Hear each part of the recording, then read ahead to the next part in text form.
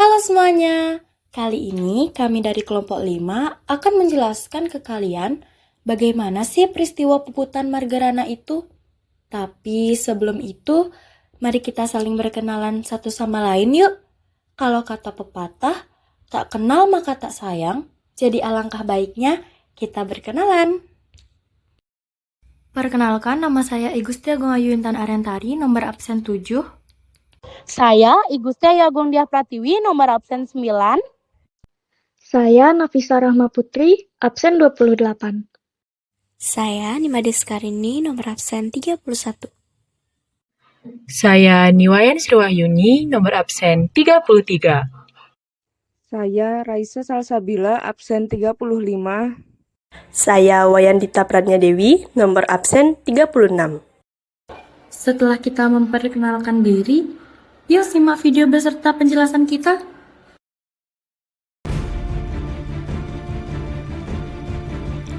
Latar belakang, setelah proklamasi 1945, Belanda berusaha kembali menguasai Indonesia dengan membonceng Nica dan menjadikan Bali sebagai bagian dari rencana negara Indonesia Timur. Namun rakyat Bali menolak keras rencana tersebut, apalagi setelah perundingan Linggarjati hanya mengakui Jawa, Sumatera, dan Madura sebagai wilayah Republik Indonesia. Kekecewaan itu memicu semangat perjuangan dan di bawah pimpinan I Gusti Ngurah Rai, rakyat Bali memilih melawan Belanda habis-habisan.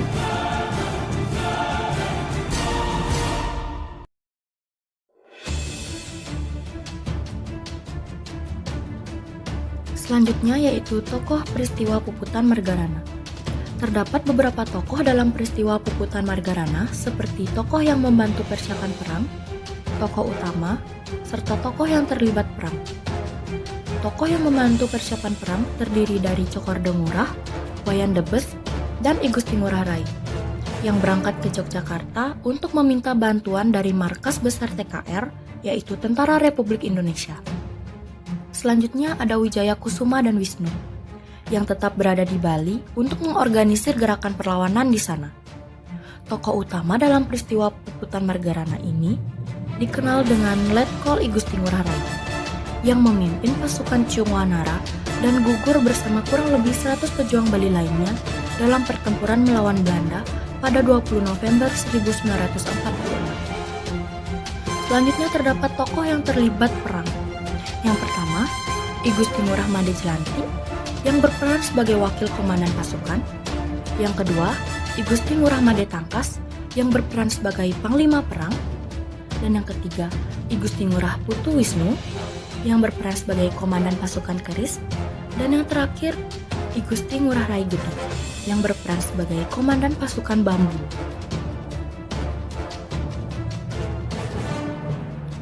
Kronologi peristiwa puputan Margarana. Yang pertama ada kronologi 2 dan 3 Maret tahun 1946. Sekitar 2000 tentara Belanda mendarat di Bali. Belanda berambisi untuk membuat negara Indonesia Timur dengan bekerja sama dengan I Gusti Ngurah Rai. Akan tetapi, ajakan tersebut ditolak oleh I Gusti Ngurah Rai. Kemudian, I Gusti Ngurah Rai pergi ke Yogyakarta untuk berkonsultasi dengan Markas Tertinggi Tentara Keamanan Rakyat atau TKR untuk menyusun strategi dan mencari dukungan senjata. Lalu di tanggal 15 November tahun 1946 terjadi penandatanganan hasil perundingan Linggarjati antara pihak Indonesia dan Belanda di Istana Rijswijk, Jakarta. Hasil perjanjian Linggarjati mengakui secara de facto wilayah Republik Indonesia hanya mencakup Jawa, Sumatera, dan Madura, serta akan membentuk negara Indonesia Serikat atau RIS. Mendengar hal itu, rakyat Bali yang dipimpin oleh I Gusti Ngurah Rai memutuskan untuk melancarkan serangan terhadap Belanda. Selanjutnya yaitu peristiwa pada tanggal 18 November 1946. Pertempuran puputan Margarana bermula pada tanggal 18 November 1946, yang dimana saat pasukan Nica atau yang disebut dengan Netherlands Indies Civil Administration melakukan patroli untuk memeriksa kondisi keamanan di daerah Bali, khususnya di wilayah Tabanan. I Gusti Ngurah Rai yang saat itu menjabat sebagai Komandan Resimen Sunda Kecil mengirim surat kepada Letnan Kolonel Termulen Perwira Nica untuk membahas masalah keamanan di Bali. Namun, isi surat tersebut menyinggung kedaulatan Indonesia, yang membuat pihak Nica merasa tersinggung. Akibatnya, hubungan antara kedua belah pihak memanas, dan Nica meningkatkan penjagaan serta memobilisasi pasukannya. Pasukan I Gusti Ngurah Rai yang dikenal sebagai Ciung Wanara kemudian bergerak ke arah Margarana untuk menghindari kejaran Nica dan mempersiapkan strategi perlawanan. Lalu, terjadi pula peristiwa pada tanggal 20 November 1946 yang dimana puncak pertempuran terjadi pada 20 November 1946 pada pukul 05.30 WITA. Pasukan Nica mengepung markas Ciung Wanara di Desa Margarana, Bali. I Gusti Ngurah Rai menolak untuk menyerah dan memilih melakukan perlawanan habis-habisan yang dikenal sebagai puputan, yang berarti perang sampai titik darah penghabisan.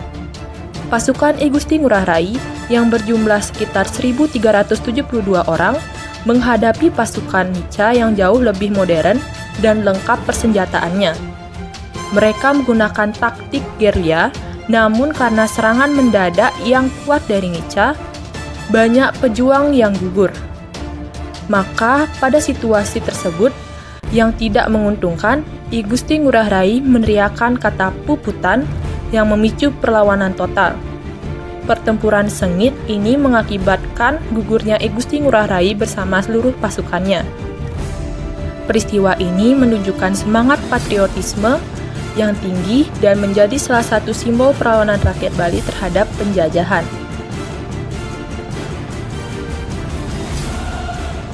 Tentunya terdapat dampak dari peristiwa puputan Margarana ini. Yang pertama, dampak bagi rakyat Bali. Gugurnya I Gusti Ngurah Rai beserta pasukannya menimbulkan kesedihan yang mendalam. Rakyat Bali mengalami guncangan psikologis akibat kehilangan pemimpin perjuangan. Yang kedua, dampak bagi Belanda dan NTT. Kemenangan Belanda sementara mempermudah upaya pembentukan Negara Indonesia Timur atau NIT. Namun, usaha tersebut akhirnya gagal setelah Indonesia kembali menjadi negara kesatuan melalui Undang-Undang Darurat Nomor 11 Tahun 1950. Yang ketiga, ada dampak dalam skala nasional, menjadi bukti semangat perjuangan rakyat Bali demi kemerdekaan Indonesia. I Gusti Ngurah Rai dianugerahi gelar pahlawan nasional. Namanya diabadikan pada Bandara Internasional Ngurah Rai dan Tugu Pujaan Bangsa Margarana. Adapun peninggalan dari peristiwa puputan Margarana ini. Yang pertama, ada Taman Pujaan Bangsa Margarana. Taman ini dibangun untuk mengenang peristiwa puputan Margarana yang dipimpin oleh I Gusti Ngurah Rai pada tanggal 20 November 1946. Di dalamnya terdapat Monumen Nasional Taman Pujaan Bangsa dan juga makam-makam simbolis dari para pahlawan yang gugur dalam pertempuran tersebut, yang dikenal sebagai Taman Makam Pahlawan. Monumen ini seluas 9 hektar yang terbagi menjadi 3 bagian mengikuti konsep Trimandala, yakni hulu, tengah, dan hilir. Bagian pertama yaitu bagian hulu. Dengan luas areal 4 hektar, merupakan komplek bangunan suci yang disebut Taman Pujaan Bangsa. Terdiri atas Candi Pahlawan Margarana setinggi 17 meter dengan bentuk persegi 5. Lalu ada pelataran upacara, diapit oleh 2 balai peristirahatan di bagian timur dan barat.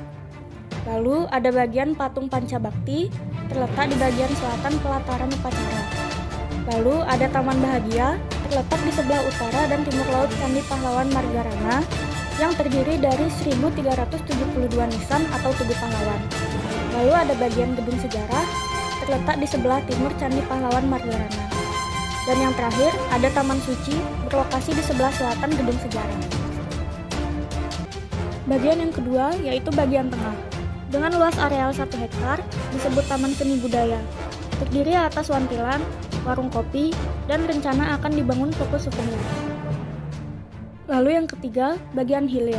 dengan luas 4 hektar disebut Taman Karya Alam dan Bumi Perkemahan Pramuka. Monumen Margarana ini memiliki tinggi 17 meter dengan tingkatan sebanyak 8 tingkat, anak tangga sebanyak 4 buah, dan berbentuk segi 5 yang melambangkan Hari Kemerdekaan Republik Indonesia 17 Agustus 1945. Selanjutnya, ada patung I Gusti Ngurah Rai. Patung pahlawan ini dapat ditemukan di berbagai lokasi strategis di Bali, seperti di Bandara Udara Internasional, Taman Pujaan Bangsa Margarana, dan Taman Pahlawan Karangsari. Patung ini menjadi simbol pengingat akan keberanian dan pengorbanan beliau. Dan yang terakhir, peringatan Hari Puputan Margarana. Setiap tanggal 20 November, peristiwa ini diperingati sebagai hari besar di Bali dan diakui secara nasional. Peringatan ini bertujuan untuk mengenang kembali semangat perjuangan para pahlawan dan menanamkan nilai-nilai patriotisme kepada generasi muda. Peristiwa Puputan Margarana pada 20 November 1946 merupakan salah satu perlawanan herois rakyat Bali di bawah kepemimpinan I Gusti Ngurah Rai melawan agresi militer Belanda yang ingin kembali menjajah Indonesia. Walaupun pasukan Ciung Wanara yang dipimpin Ngurah Rai jauh lebih kecil jumlahnya dibandingkan kekuatan Belanda, mereka tetap memilih berjuang habis-habisan hingga titik darah penghabisan. Pertempuran ini menunjukkan tekad kuat rakyat Bali dalam mempertahankan kemerdekaan yang telah diproklamasikan pada 17 Agustus 1945. Walaupun secara fisik perjuangan ini berakhir dengan gugurnya I Gusti Ngurah Rai dan seluruh pasukannya, namun semangat juang patriotisme, keberanian, dan pengorbanan tanpa pamrih yang mereka tunjukkan menjadi teladan abadi bagi bangsa Indonesia. Puputan Margarana tidak hanya menjadi simbol perlawanan rakyat Bali terhadap kolonialisme, tetapi juga mempertegas arti penting persatuan dan kesetiaan pada NKRI. Semangat ini relevan hingga kini sebagai inspirasi bagi generasi muda untuk terus menjaga kemerdekaan, persatuan, dan kedaulatan bangsa.